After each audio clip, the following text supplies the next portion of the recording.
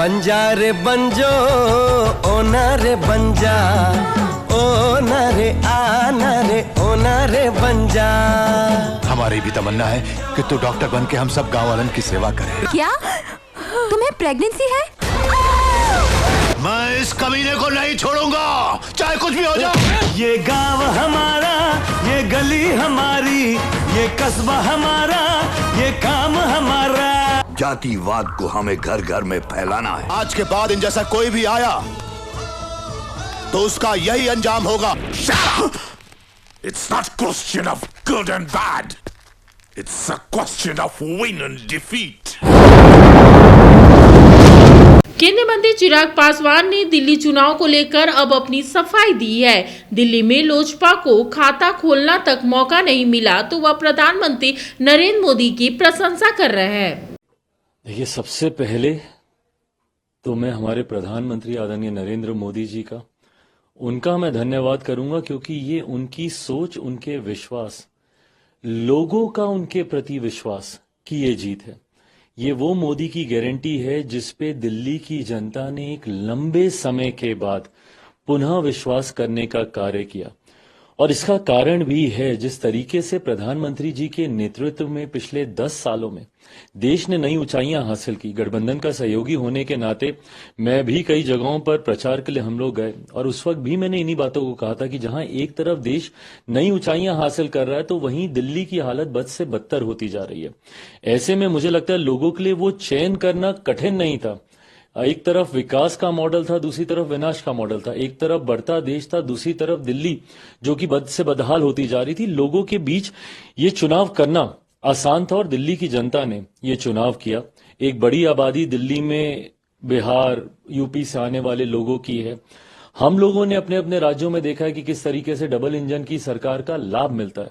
उत्तर प्रदेश में double engine की सरकार हो या हमारे बिहार में डबल इंजन की सरकार हो, दिल्ली की जनता ने भी इस बात को महसूस किया और खास तौर पर पूर्वांचल के लोग जो दिल्ली में रह रहे हैं उनको इस बात का एहसास हुआ कि एक ऐसी सरकार जो सिर्फ बहाने बनाती है और दूसरी तरफ एक डबल इंजन की सरकार जो तुरंत हम लोगों को लाभ देगी, हम लोगों की उम्मीदों पर खरा उतरेगी।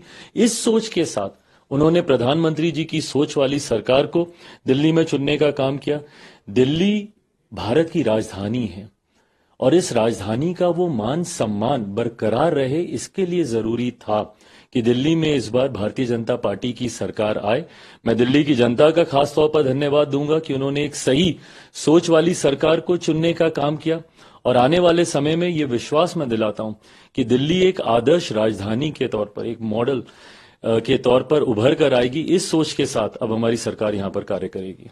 लेकिन आपने देखा कि दिल्ली के जो चुनाव का सबसे बड़ा चेहरा पूरी राजनीति को बदलने आए हैं, ये सब कहकर आए थे, वही चुनाव हार गए।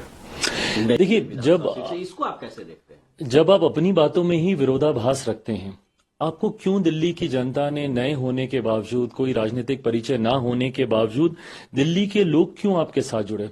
वो सोच के साथ जुड़े जो कि अन्ना जी के द्वारा दी गई थी। आप भ्रष्टाचार के खिलाफ आए थे, आप सादगी की बात करते थे, आप अपने हाथ में उन भ्रष्ट नेताओं की लिस्ट लेकर घूमते थे जिन्होंने भ्रष्टाचार किया। आज आप ही उन घोटालों में लिप्त हो गए, आज आप ही जेल गए हैं भ्रष्टाचार के आरोपों में। भले वो शराब घोटाला हो, बस की खरीदी में होने वाला घोटाला हो, क्लिनिक्स में होने वाला घोटाला हो, अलग अलग विभागों में होने वाला घोटाला हो, आज उंगलियां आपके ऊपर उठने लगे। जिस सादगी का आप परिचय देते थे, खुद आपने अपने लिए शीश महल बना लिया। दिल्ली में वही शीला दीक्षित जी उस वक्त होती थी जिनके आप एसी तक गिनने का काम करते थे और आज आपने अपने लिए किस तरीके का शीश महल खड़ा किया, किस तरीके का आपने सिक्योरिटी कवर लिया, गाड़ियों के काफिले के साथ आप घूमने लग गए। कीजिए, दिक्कत नहीं थी, बट आपने कसम खाई थी कि मैं ये सब नहीं करूंगा, 2 कमरे के ही मकान में रहूंगा। आपने तो विचारधारा तक से समझौता कर लिया। सबसे ज्यादा भ्रष्ट नेताओं की लिस्ट जिस पार्टी से थी वो कांग्रेस थी, उसके साथ आपने समझौता करके सरकार तक बना ली और गठबंधन में भी आ गए और राष्ट्रीय स्तर पर एक साथ मंच साझा करते हुए इंडी अलायंस की आपने घोषणा कर दी। इन तमाम बातों का विरोधाभास जनता को समझ में आया और उनको समझ में आया कि ये सिर्फ झूठ बोलने वाले, बहाने बनाने वाले भ्रष्ट नेताओं की एक टोली है जो पिछले 10 साल से दिल्ली को बर्बाद कर रही है। इसीलिए ये कोई सामान्य बात नहीं है कि कोई इतने लंबे समय तक एक प्रदेश का मुख्यमंत्री रहा हो और वो खुद तक चुनाव हार जाए। वो खुद तक चुनाव हार गए। इससे ज्यादा जनता का जनादेश और क्या होगा।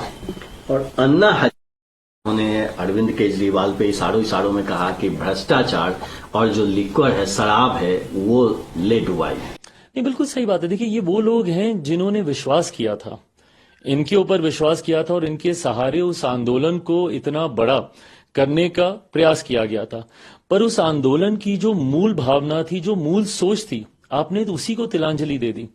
उस वक्त, उस आंदोलन के वक्त के इनके तमाम इंटरव्यूज निकाल के दीजिए, इन्होंने तो यहां तक बोला था कि मैं कभी राजनीति में नहीं आऊंगा, मैं कभी चुनाव नहीं लड़ूंगा। इन्होंने उस सोच के साथ इन्होंने अपनी शुरुआत की थी। एक एक करके इन्होंने तमाम उस सोच को तिलांजलि दी।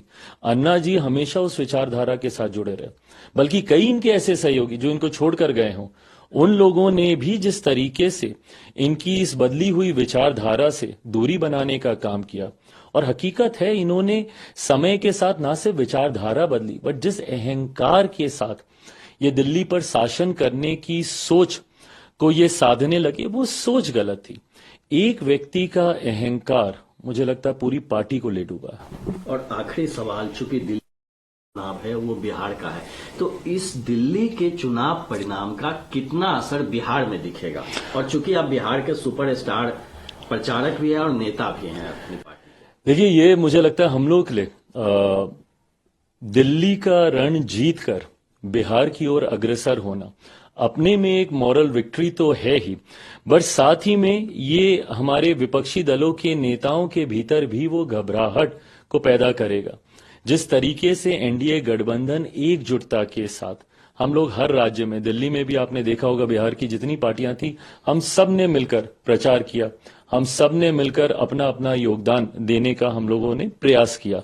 ऐसे में दिल्ली जैसा प्रदेश जिसको जीतना एक समय पर नामुमकिन माना जा रहा था, और लोग ये बोल रहे थे कि जिस तरीके से केजरीवाल जी आगे बढ़ रहे हैं, आने वाले समय में प्रधानमंत्री पद के लिए भी उनसे मजबूत शायद ही कोई और दावेदार होगा, इस तरीके तक की बातें कहनी शुरू कर दी गई थी।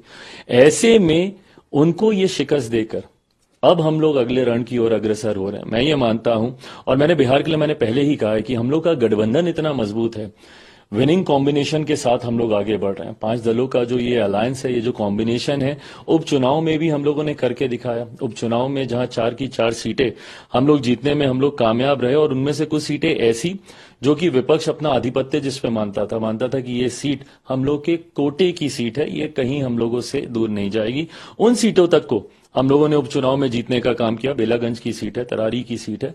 तो मैं मानता हूं कि जिस तरीके से दिल्ली में प्रचंड जीत हुई है हम लोगों की, उसी तरीके से बिहार में भी आप देखिएगा 225 प्लस सीटों के साथ इस बार बिहार में हम लोग सरकार बनाने जा रहे हैं। और आखिरी सवाल कि जब वोट का काउंटिंग शुरू हुआ और बीजेपी लीड करने लगा, तो उमर अब्दुल्ला का एक ट्वीट आता है, कहते हैं कि और आपस में आप लड़ो।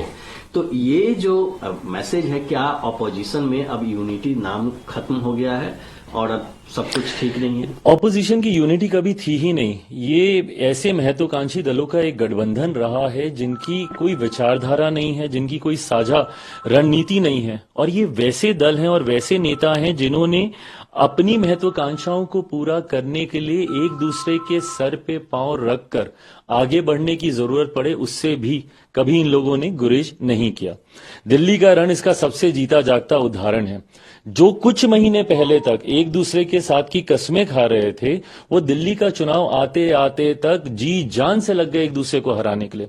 आज आश्चर्य तो मुझे इस बात का होता है कि कांग्रेस पार्टी अपनी मॉरल विक्ट्री इसी में देख रही है कि उन्होंने आम आदमी पार्टी को हरा दिया, भले खुद शून्य पर आ गई वो पार्टी।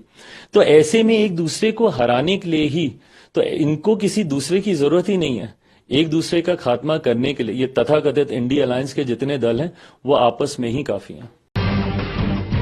जब टूटती है आस, जब थकती है सांस, जब रूठते हैं अपने, मुंह मोड़ता है जमाना, जब अंगड़ाई लेता है संकल्प, फिर बनती है कहानी, बनते हैं अनमिट निशान। देखिए मेरे साथ संघर्ष की दास्तान।